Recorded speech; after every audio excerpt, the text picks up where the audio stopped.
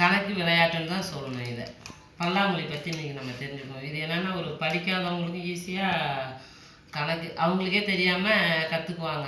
கடன் வாங்குறது, கடன் கொடுக்கறது, சேமிப்பு எல்லாமே இந்த ஒரு விளையாட்டில் மனிதனோட வாழ்க்கை அடங்கிடும்.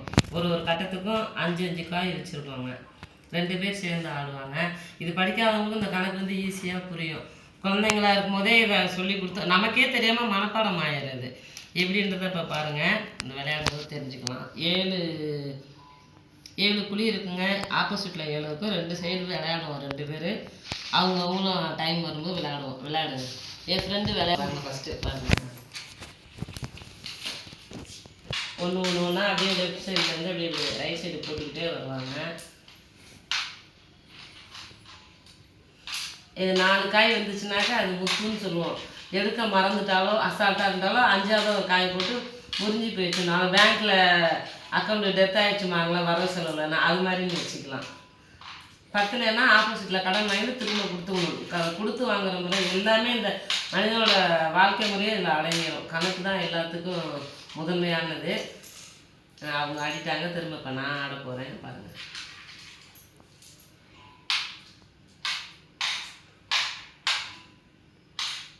லக்குன்றது இதில் அடங்கும். அவங்கவுங்க அடிக்கிறதுக்கு தான் காய் வரும். இப்போ நான் இவங்கள்ட்ட வாங்கிட்டேன்னா அதுக்கு அப்படி கடன் கொடுக்கணும். சுத்தமாக என்னால் தர முடியாமல் 5 காய்க்கு குறைஞ்சிட்டேன்னா நான் லாஸ் ஆகிட்டேன்னு அர்த்தம். நான் ஆட்டத்தை விட்டு வெளியேறிடுவேன்.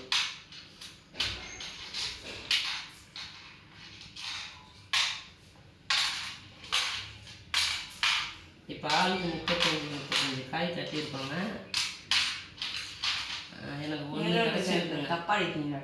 எப்படி சார் இந்த பாண்டி வந்து ஆடிட்டேன் நான் பாருங்கள். கரெக்டாக இவங்க தான் பாருங்கள், எந்த காயை எடுத்தோம்னா எந்த காய் கிடைக்குன்றதெல்லாம் சொல்கிறாங்க. சின்ன பிள்ளையில விளையாண்டது இது நமக்கே தெரியாமல் பாருங்கள். ஒரு வாழ்வியல் முறையை சொல்லி கொடுத்துருக்கு பாருங்கள். இப்போ நான் உங்கள்கிட்ட பேசிக்கிட்டே விட்டேன், 2 முத்து வந்துருச்சு எனக்கு.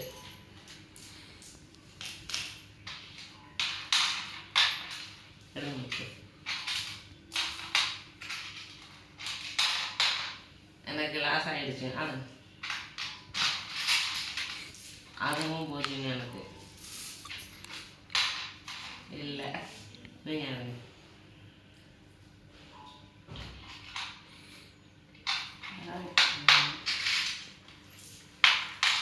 இதெல்லாம் நாங்கள் ஸ்கூல் லீவ் டைமில் 2 மணி நேரம் 3 மணி நேரம் கூட விளையாடுவோம். யார் ஜெயிக்கிறோம் தோக்குறோன்னு விடாமல். இதெல்லாம் பசங்களுக்கு சொல்லி கொடுத்தோம்னா ஒரு சின்ன பிள்ளைங்களுக்கு அப்படியே மனசில் பதிஞ்சிடும் இப்படி தான் அப்படின்றது.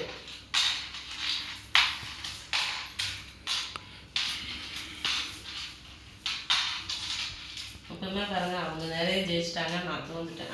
அதே இதை போடுங்கக்கா. அந்த ஒன்று வந்தாங்க, ஒன்று வந்திருக்கு.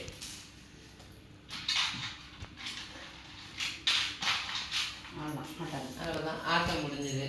இப்போ பாருங்க, அவங்க ஜெயிச்சுட்டாங்க. எவ்வளோ ஜெயிச்சிருக்காங்கன்னு நான் அவங்கள்ட்ட இப்போ எண்ணி சொல்லிடுறேன். 2 கட்டுறீங்களா?